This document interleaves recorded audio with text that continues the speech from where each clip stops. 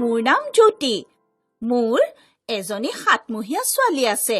তাই দাইল ভাত ৰুটি বৰ ভাল পায়। পেহীদেৱে কৈছে যে তাইক এতিয়া কেৱল গাখীৰহে খুৱাব লাগে। কথাটো একেবাৰে নহয়। 6 মাহৰ পিছত পুষ্টিকৰ আহাৰৰ প্ৰয়োজন। মই ঘৰত যিবোৰ ৰান্ধো, দাইল ভাত ৰুটি ভাজি বা মাছ মাংস, সেই খাদ্যই মোৰ ছোৱালীক খুৱাওঁ।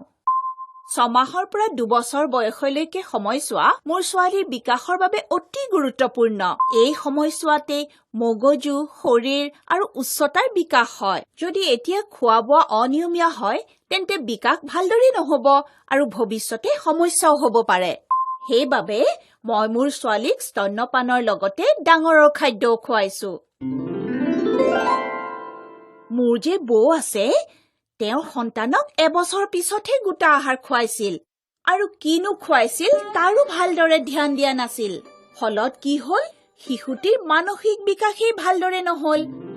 মই নিজৰ ছোৱালীক নিজেই খুৱাওঁ। তাইৰ শৰীৰটোও ভালে থাকে আৰু চিকিৎসাৰ খৰচো বাচেতো। কালি নহয়, মোৰ পেহীদেৱে ছোৱালীজনীক খুৱাবলৈ ল'লে, কিন্তু পাহৰি গ'ল যে চাবোনেৰে হাত ধুই খুৱাব লাগে, যাতে মোৰ শিশুটিৰ ইনফেকশ্যন নহয়। আৰু যেতিয়া মই মনত পেলাই দিলো, তেতিয়া হাঁহি হাঁহি ক'লে, আজিৰ পৰা তোমাৰ নাম তথ্য দেৱী থলো। আৰু যদি মোৰ কথা বিশ্বাস হোৱা নাই, তেন্তে ডাক্তৰ অনিতা বাইদেউৰ কথা শুনক। তেখেতে সকলো কথা জানে।